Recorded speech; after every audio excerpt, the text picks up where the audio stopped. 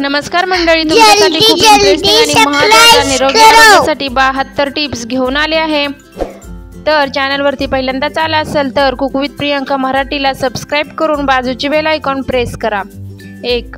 पांढरे मीठ बिलकुल बंद करा, सेंधव मिठाचाच वापर करा। 2. सकाळी नाश्ता करण्यापूर्वी किंवा रात्री जेवण झाल्यानंतर 500 पावले जरूर चाला। 3. म्हशीचे दूध तूप खाऊ नका, त्याऐवजी गाईच्या दुधाचे व तुपाचे सेवन करा। 4. संपूर्ण दिवसात 8 ते 12 ग्लास पाणी अवश्य प्या। 5. जेवणापूर्वी 40 ते 45 मिनिटे ग्लासभर पाणी प्या। दररोज 3 लिटर पाणी पिल्याने पोटाच्या समस्या लवकर दूर होतात। 6. सूर्यास्त होण्यापूर्वी रात्रीचे जेवण करा। 7. संध्याकाळी 6 नंतर जड जेवण करू नका, हलके अन्न खावे। 8. रात्रीच्या जेवणात ही भात राजमा बिलकुल खाऊ नका। 9. रात्री झोपताना ग्लासभर दूध पिल्याने हाडे कधीच ठिसूळ व कमकुवत होत नाहीत। सबस्क्राइब करो गाइस। 10. जेवण झाल्यानंतर शतपावली 10 ते 12 किंवा 15 ते 20 मिनिटे चालल्याने खाल्लेले संपूर्ण अन्न पचन होण्यास मदत होते। 11. दररोज 1 तुळशीचे पान खाल्ल्याने कॅन्सर सारख्या रोगांपासून मुक्ती मिळते। 12. दररोज 1 सफरचंद खाल्ल्याने नियमित कोणतेही आजार होत नाहीत। 13. दररोज सकाळी उपाशी पोटी 1 ग्लास लिंबू पाणी पिल्याने लठ्ठपणा येत नाही किंवा दूर होतो। 14. सफेद मीठ, सफेद साखर व सफेद मैद्याचा वापर कमीत कमी करा। 15. सकाळी उठल्यावर थंड पाण्याने डोळे धुवा। 16. सकाळी उपाशी पोटी 2 ग्लास कोमट पाणी नक्की प्या। 17. सकाळी उपाशी पोटी चहा किंवा कॉफी बिलकुल पिऊ नका। 18. संपूर्ण दिवसात 8 ते 12 ग्लास पाणी नक्की प्या। 19. दररोज किमान 7 ते 8 तासांची झोप झालीच पाहिजे। 20.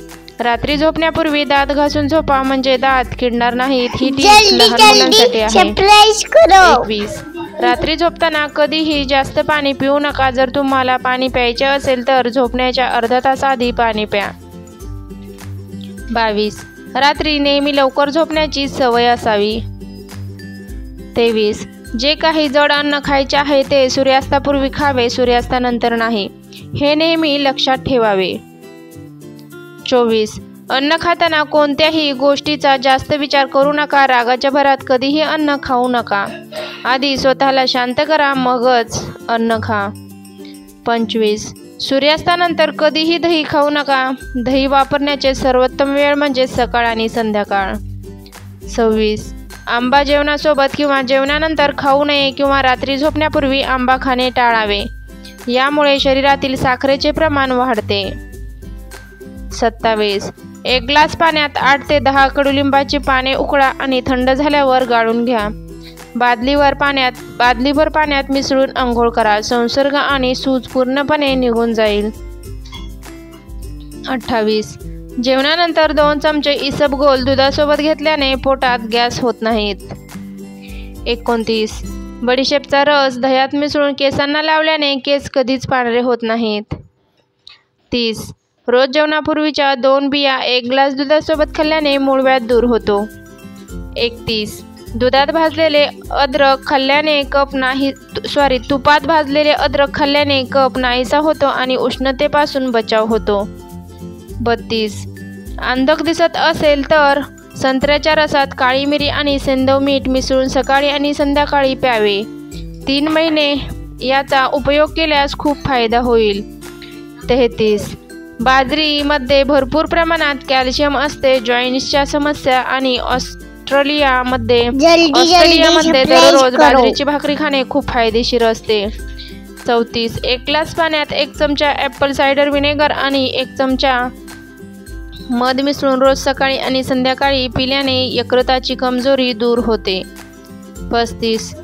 पचनसंस्था सुरळीत ठेवण्यासाठी जेवल्यानंतर ताज्या अद्रकाचा 1 छोटा तुकडा चावून खा, पचनक्रिया बरोबर राहते। 36. रात्री कमीत कमी खाल्ल्याने लठ्ठपणा कमी होतो, त्यामुळे रात्री कधीही पोटभर जेवू नये. नेहमी कोरभर भाकरीची भूक उपाशी ठेवावी. 37. 9 ते 10 बदाम रात्रभर पाण्यात भिजवून ठेवा. सकाळी ते पूर्ण खावे आणि त्यावर गाईचे दूध प्यावे. यामुळे दृष्टी सुधारेल. 38. त्रिफळा चूर्ण पाण्यात भिजवून सकाळी गाळून त्या पाण्याने डोळे धुतल्यास दृष्टी सुधारते. 39. कंबरदुखीवर प्रभावी घरगुती उपाय म्हणजे 100 ग्रॅम मोहरीच्या तेलात 20 ग्रॅम कापूर मिसळा. कापूर चांगला वितळला की मग कमरेला हलक्या हाताने मसाज करा. कंबरदुखीमध्ये खूप फायदा होईल. 40. मधुमेह असलेल्या लोकांसाठी कोथिंबीर वरदान आहे. याच्या सेवनाने शरीरातील इन्सुलिन वाढते आणि रक्तातील ग्लुकोजची पातळी नियंत्रणात राहते व चांगली झोप लागते.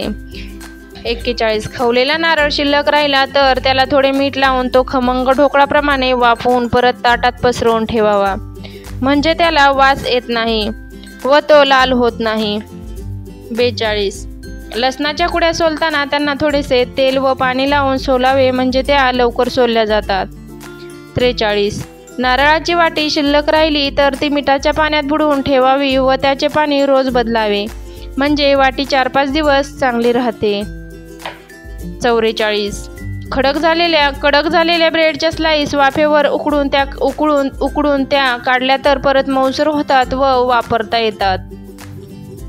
45. कुकरमध्ये भाज्या उकडताना त्यात पाव वाटी टीस्पून मीठ घालावे, म्हणजे त्याचा रंग बदलत नाही व चवही चांगली राहते. 46. हिंगाचे खडे तुरीच्या डाळीत टाकून ठेवावेत, म्हणजे डाळीला चांगला वास लागतो व हिंगही चांगला राहतो. 47. भरणीत लोणचे भरण्यापूर्वी धुतलेली कोरडी भरणी कोरड्या मिठाने पुसून घ्यावी व लोणचे थंड जागी ठेवावे, म्हणजे त्याला बुरशी येत नाही. 48. भेंडीची भाजी करताना थोड्या तेलात त्या भेंड्या तळून काढाव्यात व नंतर त्याची भाजी करावी. 49. मसाले भात खिचडी झाल्यावर खाली उतरण्यापूर्वी 1 टेबलस्पून लिंबाचा रस, 2 टेबलस्पून साखर व 4 टेबलस्पून तूप भातावर सर्व बाजूंनी सोडावे. हे प्रमाण साधारण 1 किलो भातासाठी आहे. यामुळे भात चवीला चांगला लागतो, मोकळा होतो व तसाच चकचकीत दिसतो. 50.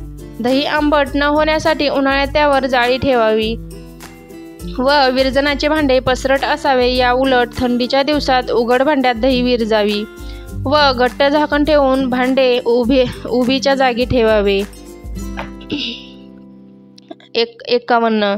साधारण 1 किलो कणिक असेल तर 2 टेबलस्पून साखर, 1 टेबलस्पून मीठ, 1 वाटी दूध व लागेल तेवढे पाणी घेऊन कणिक भिजवावी. यामुळे पोळ्या विशेष चांगल्या होतात. पुऱ्यांच्या ऐवजी जेव्हा पोळ्या करावयाच्या असतील तेव्हा अशा पोळ्या केल्यास त्या मऊ व खुसखुशीत होतात. 52. पालेभाज्या किंवा कोबी, फ्लावर या भाज्या जास्त न शिजवता थोड्या वाफवून कराव्यात, म्हणजे त्यातील विटॅमिन्स व क्षार यांचा नाश होत नाही व चवीलाही रुचकर लागतात. 53. बटाट्याचे चिप्स करताना बटाटे धुवून व साले काढून त्यांच्या चिप्स कराव्यात. त्या परत पाण्यात न टाकताच तळणीत टाकाव्यात व साधारण तळल्या गेल्या की त्यावर चिमूटभर मीठ भुरभुरावे व तळणीतून खाली काढल्यावर त्यावर तिखट अगर मिरपूड आवडीप्रमाणे टाकून साजूक तूप किंवा लोण्यात तळण्यापेक्षा तेलात तळलेल्या चिप्स जास्त चविष्ट लागतात. 54. लोणी काढल्यावर ते 2-3 वेळा स्वच्छ धुवावे व त्यावर थोडे मीठ भुरभुरावे. त्यातील ताकाचा अंश गेल्यामुळे त्याला वास येत नाही. तसेच त्यात पाणी घालावे व पाणी वरचेवर बदलावे, म्हणजे ते ताजे राहते. 55. थंडीत साईचे ताक लवकर होण्यासाठी अर्धी वाटी गरम पाणी व नंतर गार पाणी घालावे. उन्हाळ्यात लोणी काढताना त्यात गार पाणी घालावे, म्हणजे ते चांगले घट्ट होते. 56. मिरचीमुळे हाताची आग होत असेल तर हाताला तेल व गूळ लावून कोमट पाण्याने हात स्वच्छ धुवावा. 57. वांगी चिरून पाण्यात टाकतो तेव्हा पाण्यात अर्धा टीस्पून मीठ व पाव टीस्पून हळद घालावी, म्हणजे वांगी काळी पडत नाहीत. 58. लोण्याचा वास येत असेल तर लोणी काढताना त्यात 2 विड्याचे पाने टाकावीत, म्हणजे वास कमी होतो. 59. तूप काढताना त्यात चिमूटभर स्पून मीठ व चिंचखेडा गूळ घालावा व गरमच गाळून झाकून ठेवावे, म्हणजे तूप छान रवाळ होते. 60. भाज्या शिळ्या झाल्या असतील तर 1 टेबलस्पून लिंबाचा रस अर्धी बादली पाण्यात घालून त्या बुडवून काढाव्या, म्हणजे त्या टवटवीत होतात. 61. साखर, रवा यासारख्या पदार्थांना मुंग्या झाल्या तर त्या 4-5 लवंगा घालून ठेवल्या की मुंग्या लवकर निघून जातात. 62. भेंडीच्या कापण्या परतून करावयाच्या असतील तर त्यावर लिंबाच्या रसाचे 2 थेंब पिळावेत. 63. पुदिना सावलीत वाळवावा व त्याची पूड करून घट्ट झाकणाच्या बादलीत ठेवावे, म्हणजे वास तसाच राहतो व आयत्या वेळी उपयोगी पडते. 64. चहाचे भांडे किंवा किटली मिठाच्या पाण्याने धुवावी, म्हणजे त्याचा उग्र वास जातो व डागही जातात. 65. हाताला रॉकेल अत्तर अगर कसलाही उग्र वास येत असेल तर हातावर थोडी कोथिंबीर किंवा कोथिंबीरीच्या काड्या चोळाव्या, म्हणजे तो वास निघून जातो. 66. फोडणी करण्याची पद्धत. पहिल्यांदा पातेल्यामध्ये कढईचे मापाचे तेल तापत ठेवा. 2 मिनिटांनी मोहरी घाला. मोहरी तडतडली की जिरं, हिंग घाला आणि लगेचच हळद घाला व नंतर जी भाजी फोडणी टाकावयाची असेल ती टाका. वरून फोडणी द्यावयाची असेल तरी फोडणी अशीच द्यावी. 67.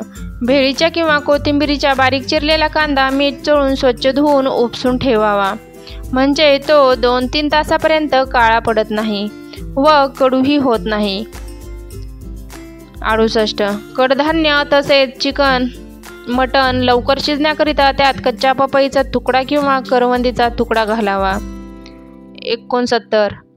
ओला नारळ भाजी शिजवतानाच घालून भाजी शिजवावी, म्हणजे उन्हाळ्याच्या दिवसात भाजी आंबत नाही. 70. सफरचंद कापल्यावर मिठाच्या पाण्यातून त्यांच्या पुढे बुडवून काढाव्यात, म्हणजे फोडी लाल पडत नाहीत व चवही चांगली राहते. 71. कॅल्शियम ड्रॉप्समध्ये मोती, पिस्टन, आयुर्वेदिक तत्व टाकले जातात. 72. कॅल्शियम, मोती, पिस्ती, आम्लकी रसायन चूर्ण, अश्वगंधा, हळी, प्रवाल, पिस्ती, वावडिंग या आयुर्वेदिक तत्वांपासून बनलेले असते. तर मैत्रिणींनो, पूर्ण व्हिडिओ पाहिल्याबद्दल तुमचे खूप खूप धन्यवाद.